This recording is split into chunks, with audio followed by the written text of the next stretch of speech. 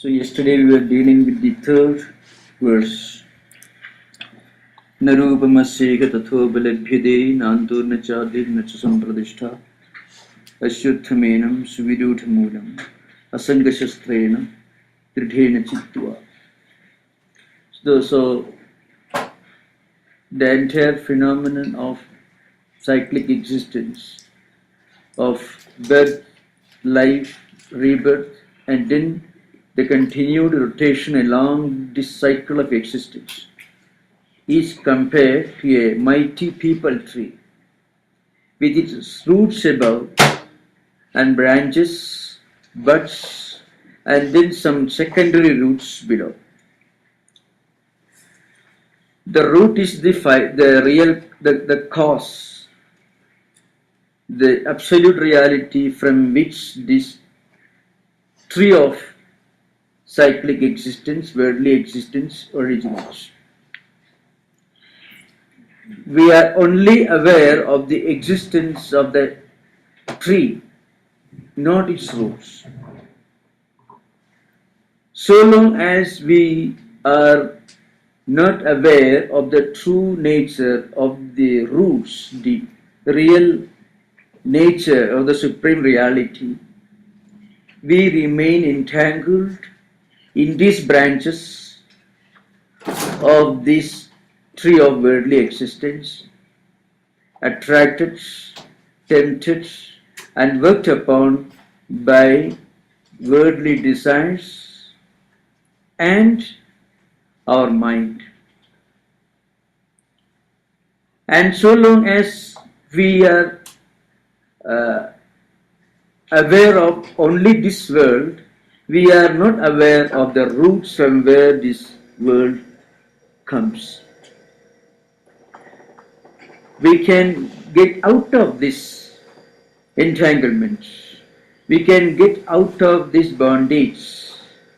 We can break the shackles, the chains that bind us to this continued cyclic existence of birth, life, and rebirth. We can get out of this wheel only when we realize that this world is in fact not different, not distinct from the roots from which it emerges. So long as we see the name and form, we are able to see only the world. And this freedom from this bondage is possible only through one means. There is only one instrument by which we can cut the chains that bind us to this world. And that instrument is called here asanga or detachment. Because it is attachment that causes the rotation along this wheel of cyclic existence. As I said earlier, whatever we do with some desire creates attachment. And whenever there is attachment in whatever we do, it creates a bondage. That's why we cannot help doing certain things in a certain way because of the force of accumulated tendencies and impressions. Sometimes strong, deliberate effort is necessary to start spiritual practice that you find in our own spiritual life. We postpone, we procrastinate, or sometimes we try to find some excuses to justify our own lethargy or our postponement or procrastination. Why? Because the negative tendencies which bind us to this world are so strong that we are not able to start an effort, to begin an effort to break the chains. But once you are able to develop the power of detachment, then this world itself appears to be non-distinct and non-different from the roots from which it comes. After all, a tree can never be completely separated from its roots. A tree can never be completely distinct and different from the roots from where it originates. So once we develop this detachment, we slowly begin to understand the world itself is not different from the roots. The tree itself is not different from the roots from where it emerges. That's why, as I mentioned a number of times earlier, when Swami Tattwamayananda was passing away, he asked some of his attendants and junior Swamis, this happened in Benares, and he asked them to repeat Brahma Satyam Jagat Satyam. The idea Brahman is real, the world also is real. The roots are real, roots Brahman, the origin, and tree also is real. But tree as tree is not real. Tree as tree non-distinct and non-different from Brahman is real. Tree minus its name and form. World minus its name and form. Because when we look at the supreme reality, the absolute principle, through this prism of name and form, in other words, time, space and causation. Because time, space and causation operate through the media of name and form. And then we see this world as different from the root. We see the world as different from Brahman. But the moment we are able to realize that this world, when looked upon without association with name and form, is Brahman itself. Again, it is very easy to understand this if you remember that analogy of rope and snake. When there is rope, when it is not visible, when there is not enough light, we mistake it for a snake. And when you see the snake, you don't see the rope. And when you bring light, then when it is clear to you that it is rope, then you don't see snake anymore. So when we look upon the entire existence as non-distinct and non-different from Brahman, then world also is real because it is non-distinct from Brahman. The so-called snake, which you saw earlier, is now recognized as rope itself. The so-called stick, because you mistook the rope for the stick, that stick itself is now recognized as rope itself.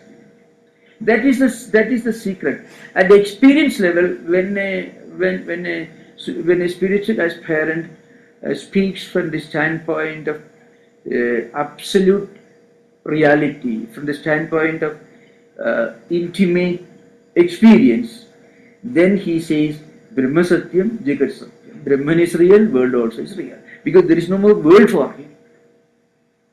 Just as snake has vanished when you brought light. So also when you realize Brahman, you understand the so-called world was nothing but Brahman itself. You mistook it for the world because you associated it with name and form. Just as goldsmith doesn't see golden instruments, he sees only gold. The pot maker sees only clay. That's why from the highest standpoint, there is no world, visible Brahman. This point can be better understood. Again, if you remember one interesting example which Sri Ramakrishna gives in the Gospel. Suppose you are approaching a building, a 3-story building. You enter the gate and you find the gate is made of brick. And as you drive, you find even the gravel road also is made of brick. And when you enter the ground floor, you understand it is made of brick. And say first floor, second floor, all you understand it is made of brick. And when you reach the 3rd floor and the terrace, then you understand, oh, everything is made of brick. And when you stand on the top of the building, that is, when you stand at the level of experience, you can say the whole building is made of brick.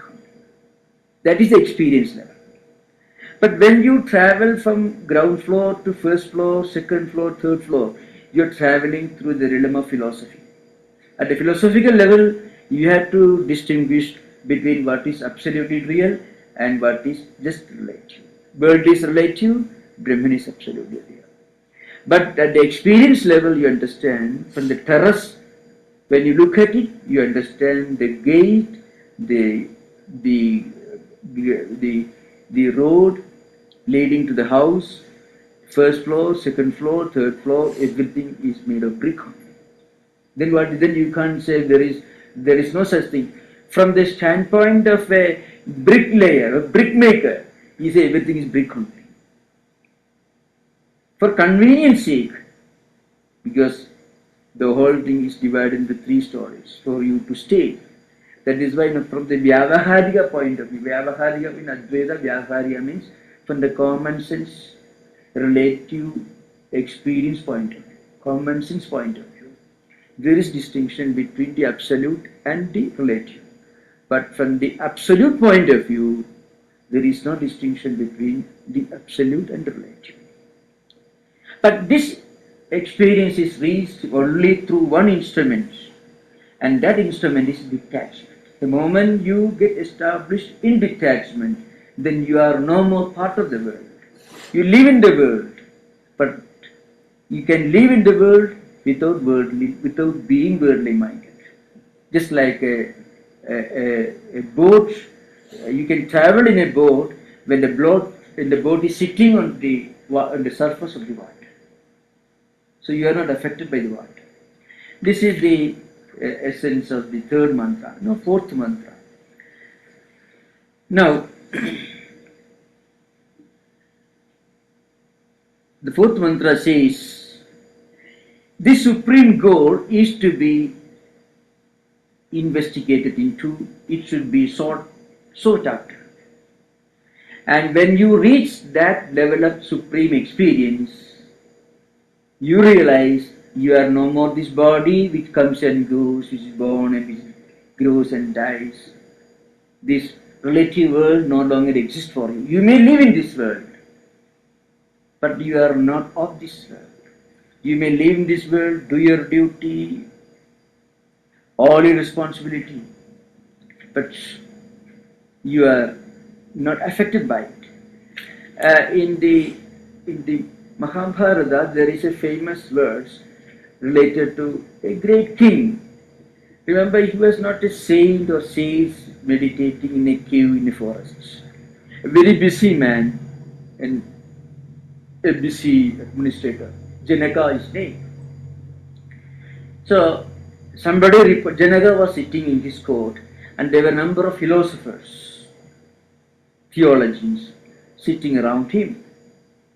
And somebody reported, the city is on fire. Then Janaka made all arrangements for putting out the fire. But he also made a declaration, Mithilayam Pradiptayam Name Kinchit Pranasyati. The meaning is this, Mithila is the capital of Janaka, in today's Bihar, state of India. So he says the entire city is on fire. In fact, the city belongs to him. In ancient times, kings were dictators in those days. Everything belonged to the king. So, but he was an ideal king. Janaka was not a tyrant. He was an ideal king. So Janaka said, well, the Mithila is on fire, but I am not going to lose anything. Nothing is going to be destroyed. Anything which belongs to me is not going to be destroyed, because nothing belongs to me. He was a great jnani, and he was a great jnani Jivan Mukta. You can find Janaka as a very active debater in Brihadaranyaka, where he holds long conversations and dialogues with Yajnavalkya, the greatest sage of that time. So you see, here you find, but on the other hand, these philosophers who have not reached the level of experience, theologians. They rushed to their respective homes.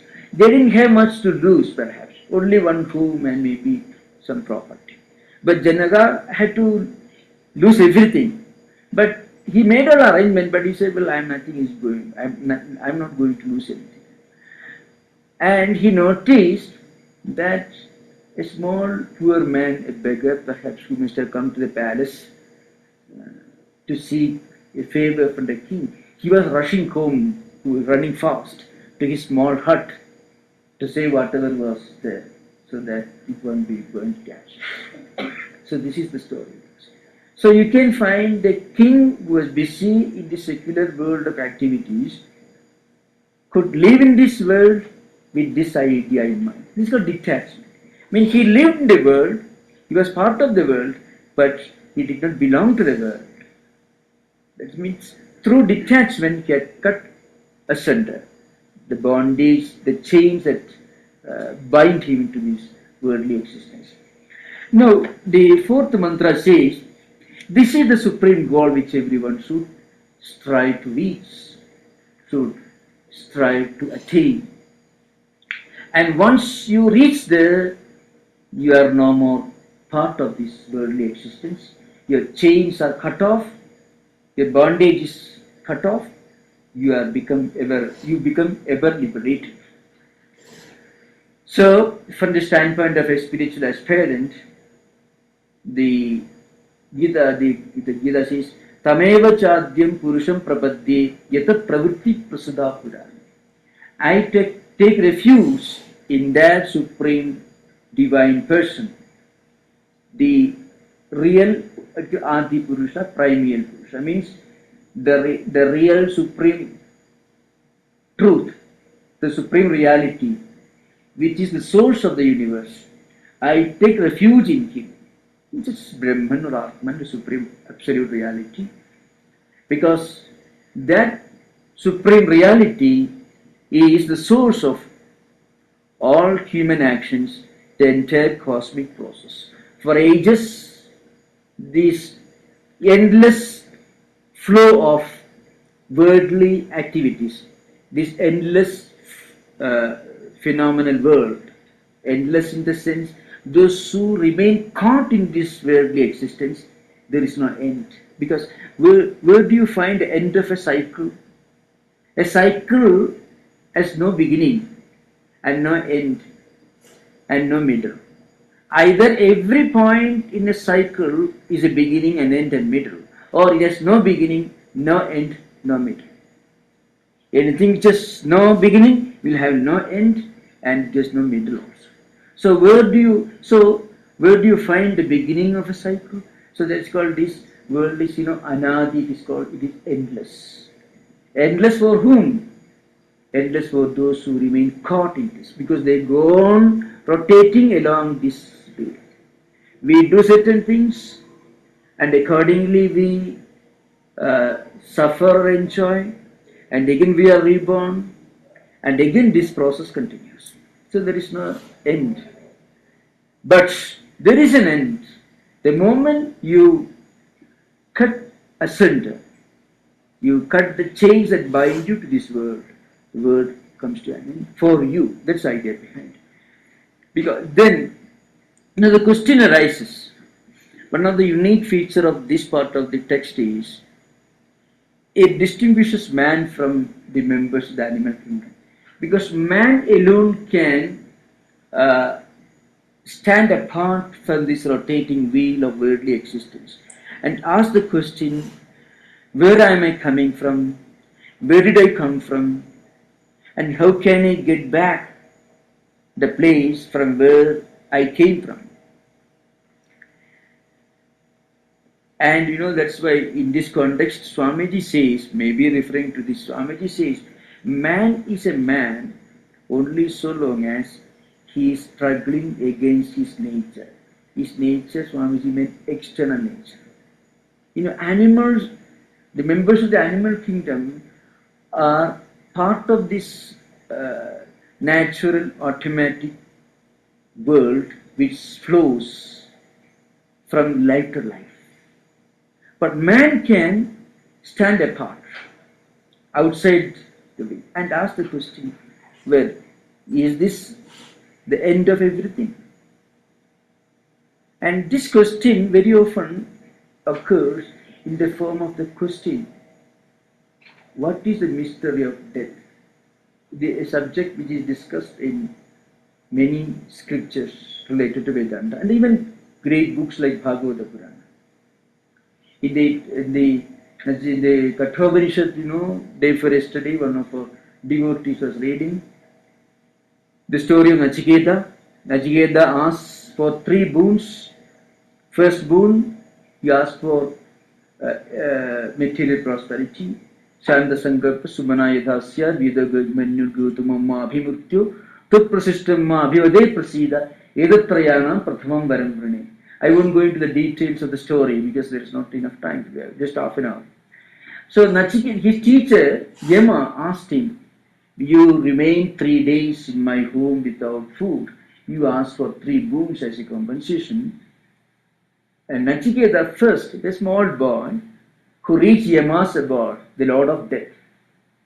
You can read the Kathopanishad.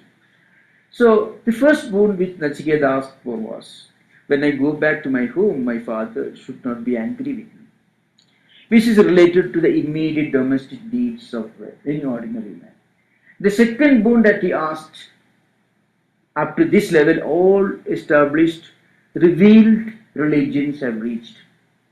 Nachiketa asks, this life in this world may be happy and prosperous, but what happens after death? So I want to live, I want to enjoy heavenly comforts after death.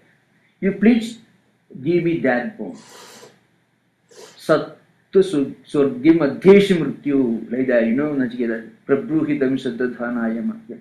Swargaloka Amrutam Bhajande, Edatrayanam Ditiyam Varamvrane. I am asking my second boon. These gods, celestial beings, they enjoy eternal comforts in heaven. I also want to enjoy heavenly comforts. Give me this boon, second. But, these 3 boons which Nachiketa asks, in a way, symbolize the spiritual evolution of humanity in general. Most of the great religions of the world, except the religion of the great mystics who were born everywhere, in all religions, in all nationalities, most of the established religions end their ideal of life with heaven.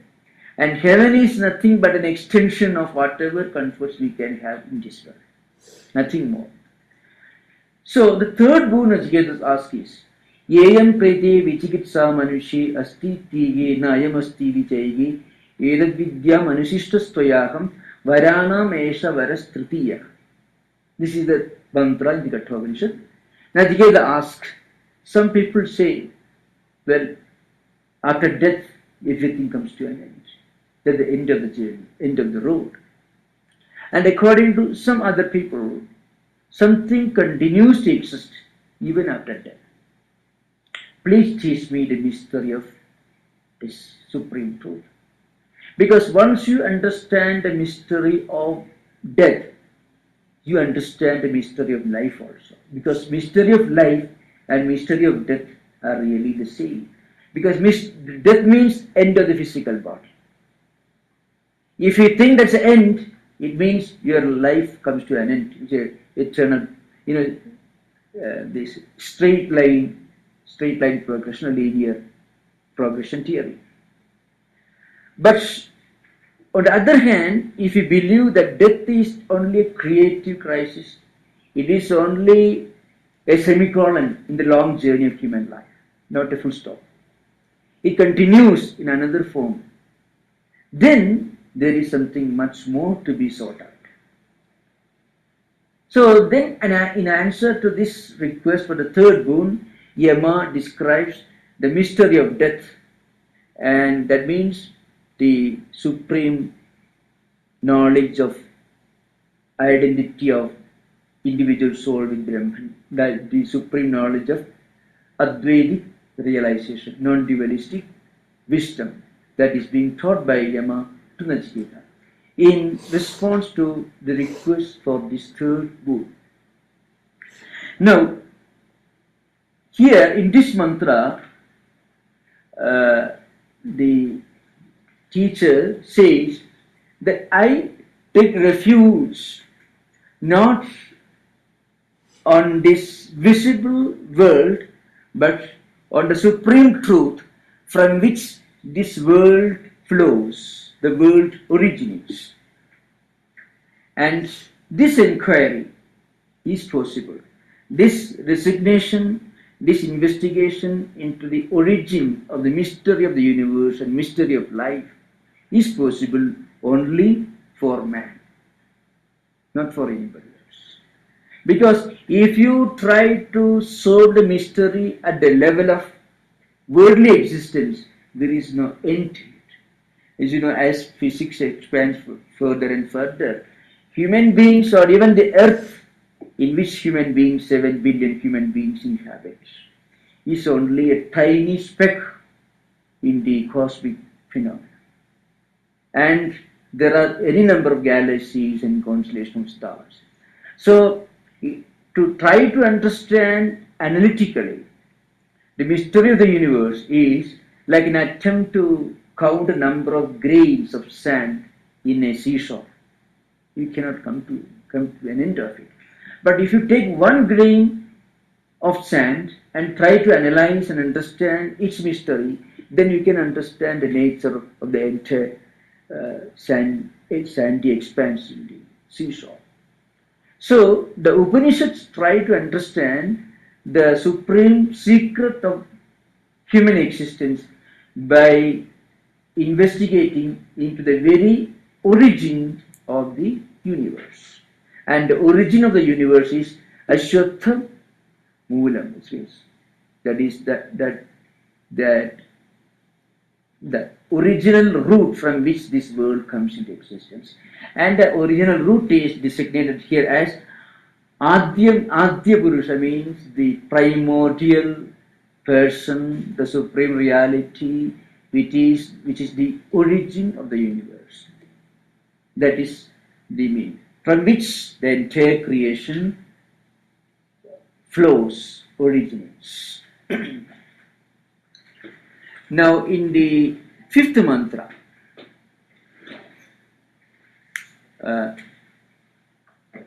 gives the attributes or the characteristics of those great persons who make an investigation into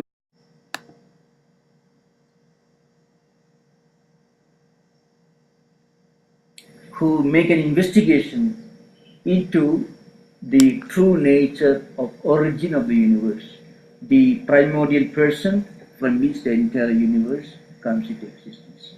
So, Nirmana Moha Jitasanga Dosha Adhyatma Nitya Vinivritta Kama Dunde Vimuktaha Sukhadukha Sangehi Gechanti Amudhaha Padamavayanta. These great men, they are very, very important qualification, adjective. Amudha means those who are completely free from delusion, those who are completely free from the wrong notion that there is nothing beyond this body, there is nothing beyond the present, there is nothing beyond the empirical, the phenomenon. People who are free from this false notion, this delusion. What is the delusion? The delusion that there is nothing beyond this body. There is nothing beyond what I can perceive with my mind and the 5 senses of perception. That is an important attribute of these seekers of truth. And the beginning says Nirmana Moha, means those who are completely free from any kind of ego, pride, or any kind of delusion. Delusion here, there are 2 words now, Vimudha. So actually, Amudha actually means somebody who is free from delusion. But in the first part of the sloka, that Moha also means delusion, but idea is those who are free from the wrong notion that I am this body, nothing more. This is the most common delusion found among ordinary human beings. So, anyone who tries to look beyond the peripheral, the transitory, the empirical, the phenomenal, the immediate present, anyone who wants to make an investigation, anyone who wants to see beyond and behind this visible universe, should be free from the feeling that I am this body alone, nothing more. And they should also be humble, because without humility there can be no philosophy, leave alone spirituality. So that's why Jitasanga dosha, they are completely free from the evil of attachments. They have conquered, they have won over the evil of attachment. Means they are completely free from any kind of attachment. Because attachment immediately colors our mind. When we are attached to something, we feel that that is a thing to be achieved. If you are attached to the world, you can never be philosopher. Many of the great philosophers, not only the great spiritual, religious philosophers of India, but even some of the great philosophers of pre-Christian Greek thought, like Socrates, Plato, Aristotle. There was much more in their philosophical speculations than perhaps the philosophers of the Middle Ages, the scholastics and others. And many of the later thinkers who were entangled, who were in fact dominated by the culture of theology, because theology practically wiped out philosophy during the Middle Ages in Europe. But in pre-Christian Greek thought, Plato, Socrates, Aristotle, you find this free, independent search, investigation into what is the truth beyond the visible. In fact, they were all, if you read Socrates' dialogues, life, and Plato's theories, you can find a lot of humility and the characteristics of a true seeker of truth, you can find. So, Jitasanga dosha, they were completely detached. Adhyatma nitya. And another important characteristic necessary, that's a highly spiritual characteristic, is Adhyatma nitya. Means they should be forever contemplating or immersed in the contemplation of their inner self. They are those who are dwelling in contemplation on their true inner reality. That's the meaning of Adhyatma nitya. Those who are introspective. Unless you turn your investigation inward, you can never grow in spiritual life. Because by their very nature, senses normally drag the mind outward. Now, unless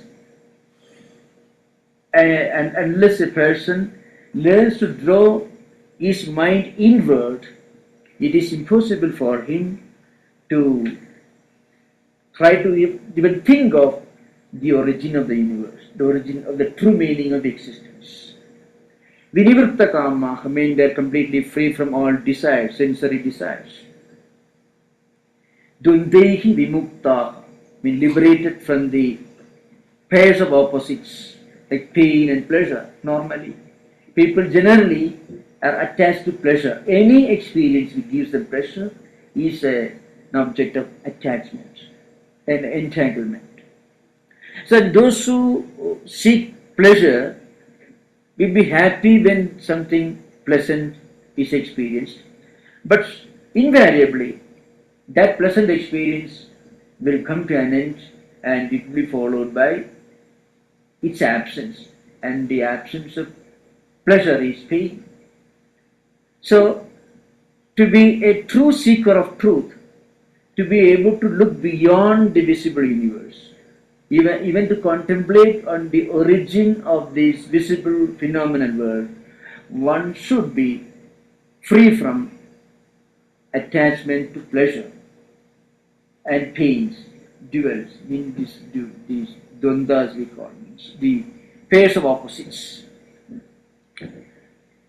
like cold, heat, pleasure, pain, and so on.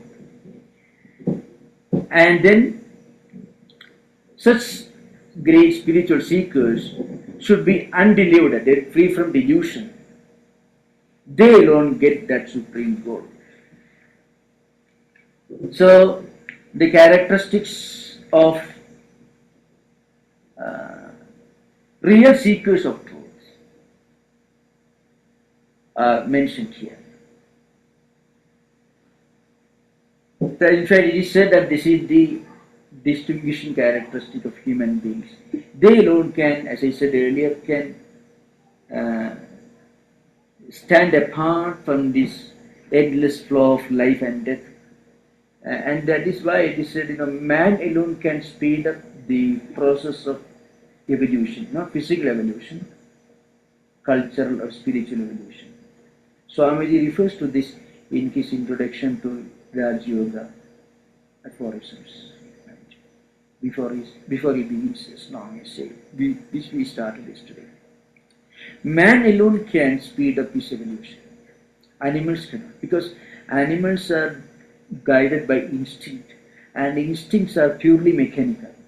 In some much more intelligent animals, these instincts may be more highly evolved, but still they are only evolved instincts, higher types of instincts. But man alone can stand apart and then try to ask the question, what exactly is the meaning of existence? What exactly is the meaning of life? And it is this inquiry that takes a man into philosophy, of the higher philosophy. I'm not talking about utilitarianism, existentialism, Unitarianism, and all that. I'm not talking about that. Higher metaphysics I'm talking. Because it is this inquiry, an investigation into the true meaning of existence, that alone can make a man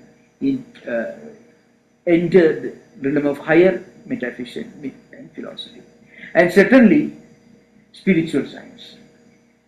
So that's why it is stated. Now the next verse is very important from a philosophical point of view. Na tad bhasayate suryo na shashango na pavakaka yadgatva na nivartante tad dhama paramam mama. The literal meaning is this supreme reality, it is not illumined by sun, because the sun does not and cannot illumine, because it is the source of illumination. Sun cannot lend light to the supreme Atman principle, because this Atman is the essence, the origin of all effulgence. And again, moon cannot illumine this supreme truth. Fire also cannot. And once one realizes the supreme truth, he doesn't return to this world. I was supposed to stop almost 10 minutes earlier, but one more point I shall make clear regarding this, because I touched upon this, the sixth one. Here you find the teacher of Gita wants to establish that this Atman is the light of all lights, the effulgence of all effulgence, the illuminator of all illuminators. Sun is an illuminator, it illumines the world. But sun gets its light from Atman. Moon gets this light from Atman. Fire also gets this light from Atman. So this Atman is called the Jyotisham Jyoti, light of all lights in the Brihadaranyaka. Should I explain this point? Then come to a conclusion, and we will have a question and answer session for a few minutes. But this point should be clear once we start. Now, Brihadaranyaka contains a very interesting passage where Atman is described as Jyotisham Jyoti. Jyoti means light, but in a higher sense, Jyoti means anything which reveals, or anything in whose presence things become revealed. That's the meaning of Jyoti. So, and the word translation light, the word is translated as light in English. It is perhaps the least inaccurate of possible translations. Now, And Brihadaranyaka Upanishad establishes this point. So it's asked the question. Janaka asked a question to Yajnavalkya. Yajnavalkya, Kim Jyotirayam Purushaidi mean, well, what is the light which helps man to go about, to do work, to move about? The answer is sunlight. I will take up this subject maybe in the San Francisco monastery Sunday lectures. But right now, I shall just, in a few minutes, I shall explain and conclude. And then Janaka asked the second question.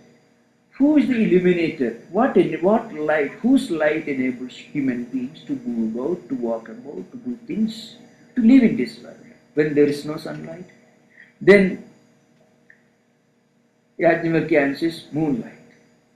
Suppose there is no sunlight, no moonlight, then what is the light which enables you to see things, to live in this world, to exist? The third answer is fire. So, Surya Jyoti, Chandra Jyoti, Agni Jyoti. Now, from here onwards, the dialogue takes a new turn. Well, suppose you are sitting in a dark room. There is no sunlight, no moonlight, and no fire. No candle, no fire. How do you know things? Answer is Shabda Jyoti, means sound.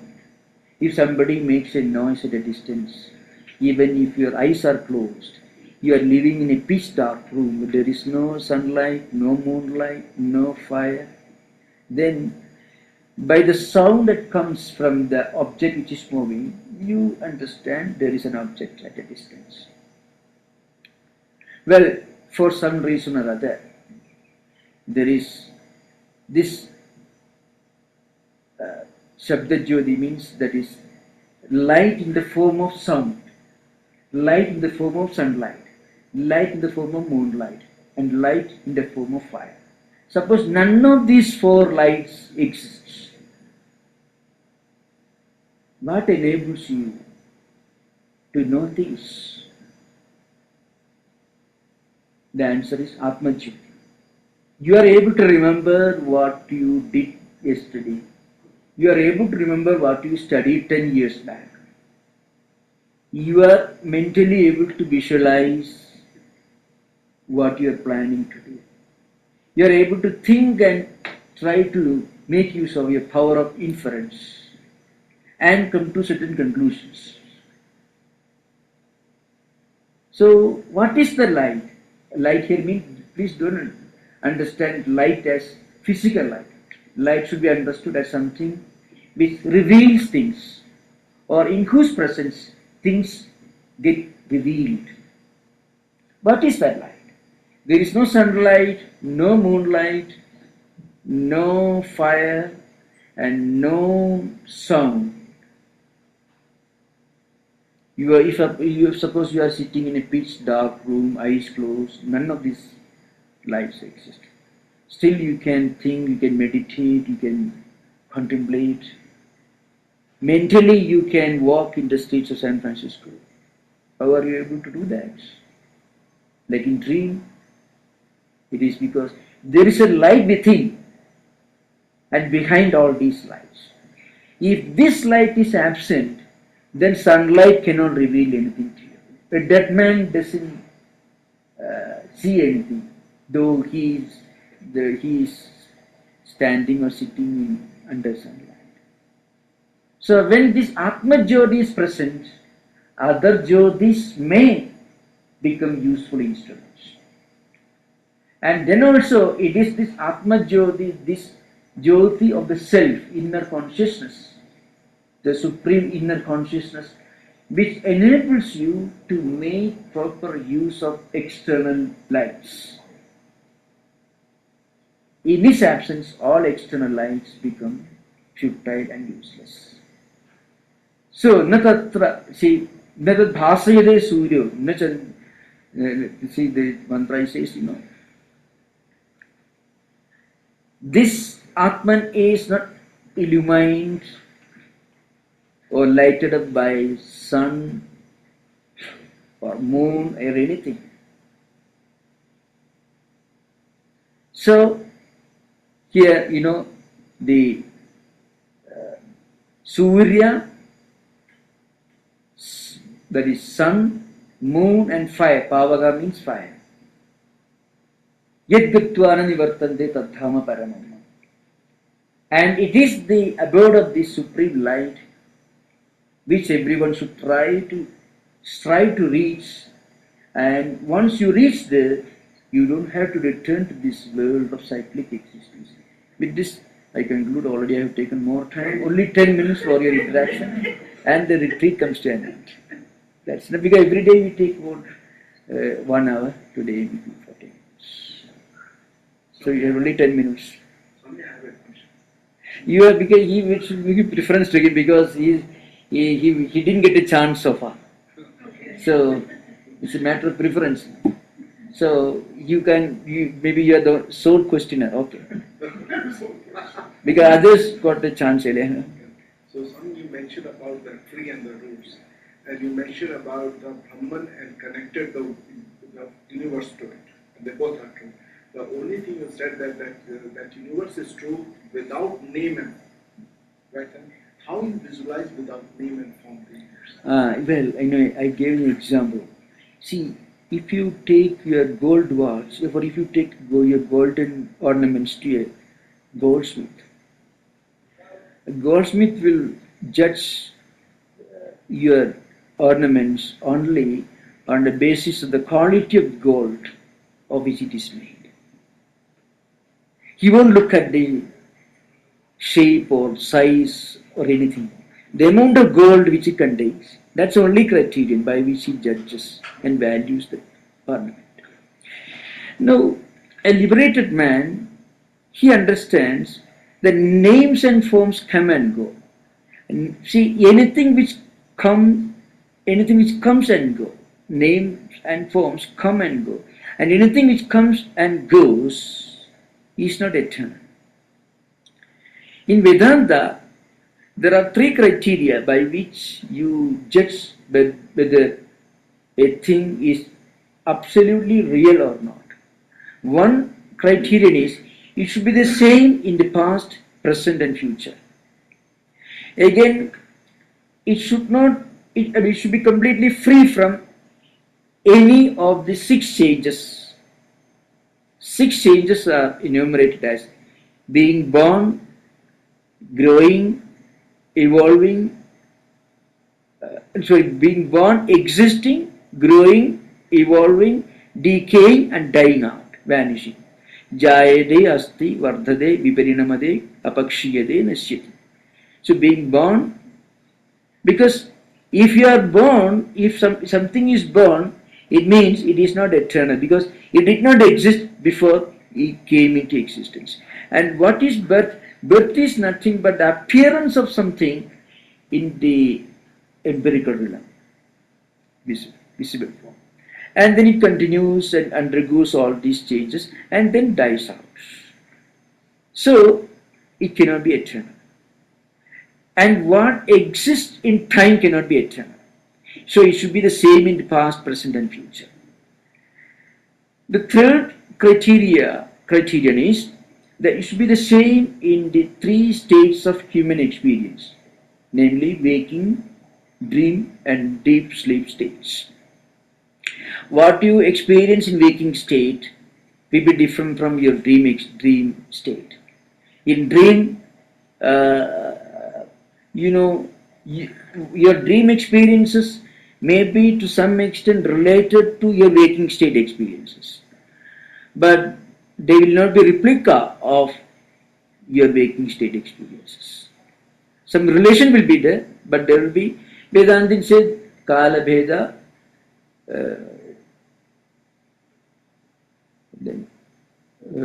Desha Bheda and Sukshma Sthula Bheda. I mean, good detail means time difference, the difference with regard to subtlety and grossness, and with the difference with regard to space. Okay, I'm not going to. Now, anything which goes beyond these limitations is absolutely real. Anything which belongs to these limitations is relative only. So, and what is relative? Relative or relativity expresses itself in terms of time, space, and causation from a philosophical point of view, and in terms of name and form from a common sense point of view. It's clear? So there is a one issue here, that if we take these three things out, real, that is wrong definition. But the world, see, remember, the world that you see in front of you, you cannot just take out name and form. When you realize the supreme truth, you are able to see and experience these things in their true nature. So at that stage of transcendental experience, you transcend time and space. See, just imagine, if you want to know this, maybe the easiest way for any student of any devotee of Ramakrishna mission, the best way is you try to read Swamiji's life, and you find how Swamiji lost his consciousness of awareness of the external world when Sri Ramakrishna touched him and gave him a sample of Advaitic experience. First, the room where he was living and all the furniture, all the objects, they slowly vanished, and everything appeared to have merged in a notion of light. This is, and those who want to know a little bit of this, if you read that Sri Ramakrishna's life, the film, if you watch the film, they have portrayed it in this way. In fact, they have taken this idea, of course they must have consulted Advaitic scholars. So, at that transcendental level, you are not looking the world as an ordinary man looks at. The world exists for you, but you realize that it is only relative. Don't think that the world runs away. The world doesn't go away. The world doesn't go away. The world, but you start experiencing the world not the way an ordinary man experiences. Or at practical level, a man who has reached this transcendental experience will not be affected by the vagaries of worldly life. That is the most visible characteristic. Anyone who has experienced a bit of this transcendental experience will not be emotionally disturbed or affected by the vagaries, by the problems, pain and pleasure, by the changing character of worldly problems. That is the most visible symptom of anyone who has a flash of this mystical experience. I have already explained this many times earlier in this session. As I said, a king playing the role of a beggar. That's what I said, many times I have heard this. So, the king won't be affected by the misery, wretchedness of the beggar, like an ordinary beggar. So, this idea. Within him, he always knows that he is a king, he is not affected by this. That's how we understand. Well, this is one example where Sri Ramakrishna gives Swamiji just a touch of that transcendental experience. And then you can also read in Sri Ramakrishna's life how he interacted with Trilinga Swami, Pakari Baba and others. So, you have to understand, a man of this higher transcendental experience doesn't cease to see the world. He continues seeing this world as we see it, but the world doesn't affect him. He himself changed. Yes. This lake will be there for him also. But he may not think that taking a boat journey in this lake is the greatest thing that one can think of. He may live in a palace like Janaka was living in a palace. But when the palace caught fire, Janaka was not in a hurry to. He, as a king, it was his duty to call off fire engines to put out fire. But he was not so much affected by that. So that's I gave.